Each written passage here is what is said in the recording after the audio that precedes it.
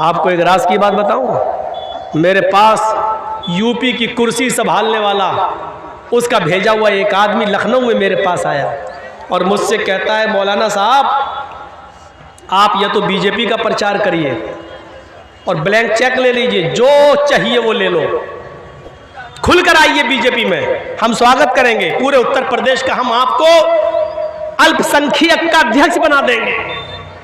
मैंने कहा नहीं साहब, बीजेपी में हम नहीं जा सकते हैं, बीजेपी में हम जाएंगे तो हमारी कब्र खुद जाएगी। तो कहने लगा तो फिर तुम्हारे एक मुसलमान भाई भी हैं, नाम समझ गए ना, मैं नहीं लूंगा, आपके एक मुसलमान भाई भी हैं, वो लड़ रहे हैं, वो हम लोगों के बड़े विरोध में रहते हैं, फिर आप उस पार्टी का प्रचार कीजिए। मैंने कहा आपको क्यों इंटरेस्ट है उसमें? कहा कि उनके प्रचार से हमें फायदा हो जाएगा। हमने कहा नहीं, अगर मैं अखिलेश का साथ दे दूं तो? बोले अखिलेश का साथ दोगे या मायावती का या कांग्रेस का, तो जो हाल मौलाना कलीमुद्दीन का किया वही हाल तुम्हारा भी कर देंगे, जेल में ठूस दिए जाओगे। इतना याद रखना, मैं वार्निंग देने आया हूं, धमकी देने आया हूं आपको, या तो हमारा साथ दीजिए और हमारा देने से मुसलमानों में आपकी छवि खराब हो रही है तो उस पार्टी पे चले जाइए और हमारे योगी जी को जितनी गाली दे सकते हो दीजिए, क्योंकि हमें फायदा हो रहा। अगर अखिलेश या मायावती के साथ गए तो जेल में चला देंगे। हमने कहा जुर्म क्या किया मैंने? क्या कहता, जुर्म करता कौन है? जुर्म करता कौन है? आपको कोर्ट में साबित करना है कि हमने जुर्म नहीं किया, यह साबित करने के लिए आपको 10 साल लग जाएंगे। ये धमकी आई है मेरे पास, या तो इसका साथ दो, इसका नहीं दे रहे हो तो उसका साथ दो। खुली किताब है यार, क्यों मुझसे कहलवाते हो?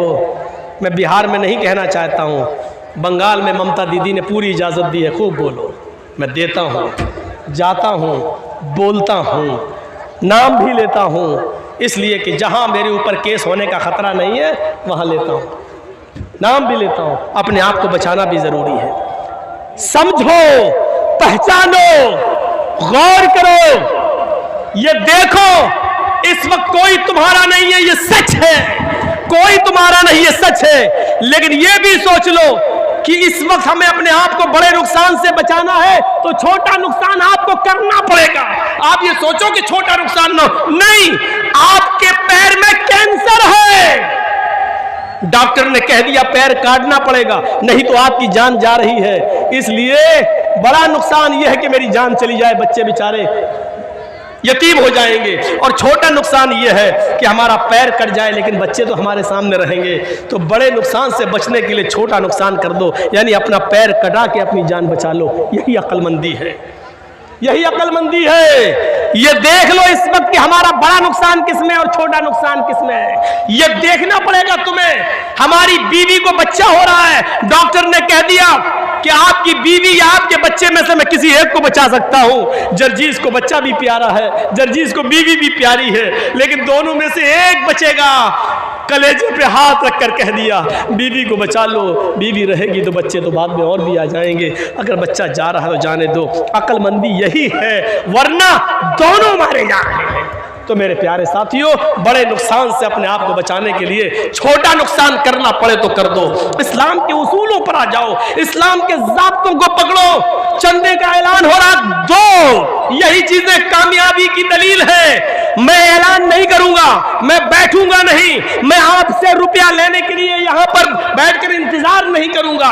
याद रखो, एक मिसाल देके जा रहा हूं, बिहार वालों खुशनसीब हो, बंगाल वालों खुशनसीब हो कि तुम्हारे यहां मदरसों पे कोई पाबंदी नहीं है, सरकारी स्कूलों में तुम पढ़ा रहे हो, मदरसे खुले हैं, बंगाल में खुली इजाजत है। हम यूपी वालों से पूछो, हमारे मदरसे बंद किए जा रहे हैं, मदरसों पे छापे मारे जा रहे हैं, मदरसे के उस्तादों पर नजरें रखी जा रही हैं, सीसीटीवी कैमरे लगाए जा रहे हैं, हमारे यूपी के मदारिस को बंद करने की प्लानिंग हो रही है।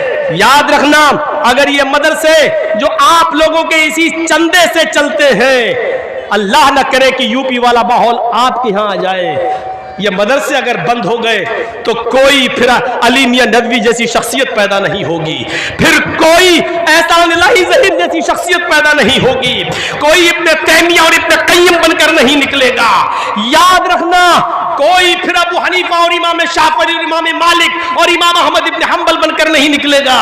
आप चाहते हैं कि दीन बाकी रहे, आप चाहते हैं कि इस्लाम बाकी रहे, तो इन मदरसों की हिफाजत करो, रुपयों से, पैसों से, दौलत से आप दीजिए और इन मदरसों को जिंदा रखिए। मैंने बहुत कुछ कह दिया है और एक बात बता दूं, अल्लाह की राह में देने से कम नहीं होता है, अल्लाह की कसम नहीं होता है। मिसाल दे दूं, एक कुतिया कितने बच्चे पैदा करती है? 4, 5, 6, कभी कभी 12-12 बच्चे भी पैदा कर देती है कुतिया।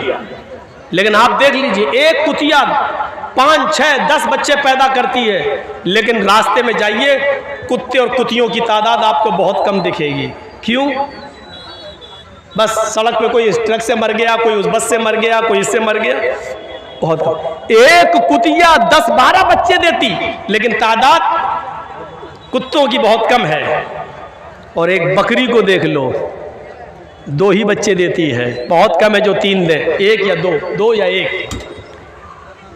इस साल भारत के 35 करोड़ मुसलमानों में अगर 1 करोड़ भी कुर्बानी हुई और 1 करोड़ जानवरों को ज़िबा कर दिया जाए, अगली साल कुर्बानी का महीना आता है तो आप देख लीजिए कि 1 करोड़ की तादाद फिर से तैयार हो जाती है।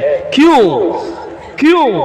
एक बकरी सिर्फ 2 या 1 बच्चा देती है, लेकिन और रोजाना कितने ज़िबा किए जा रहे हैं और हम लोग उनका गोश्त खा रहे हैं। जरा तसव्वुर किया आपने, जो जानवर अल्लाह की राह में जितने ज़िबा किए जा रहे हैं, दूसरे साल उससे ज्यादा पैदा हो रहे हैं।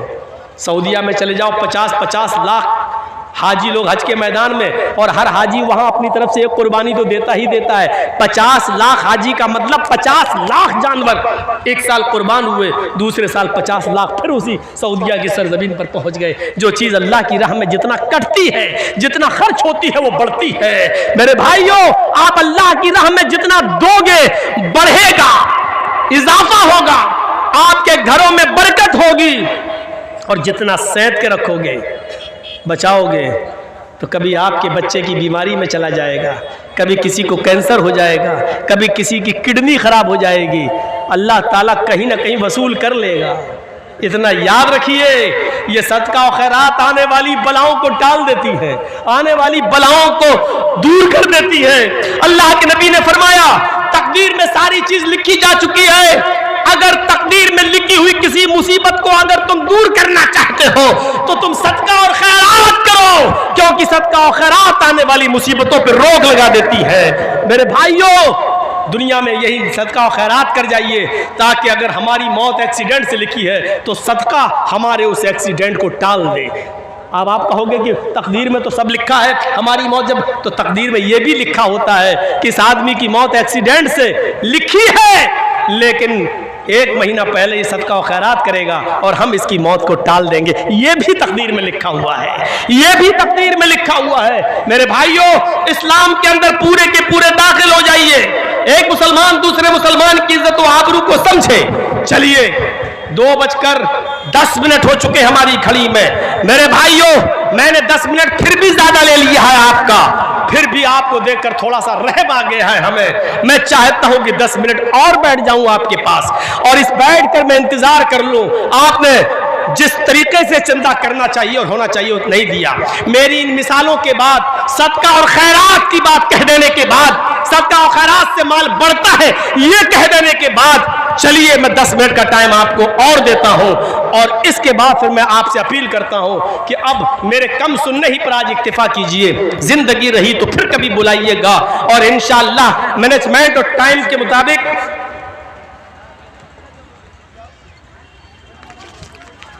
तो मेरे भाइयों, ये चीज आपके सामने मैंने रख दी है।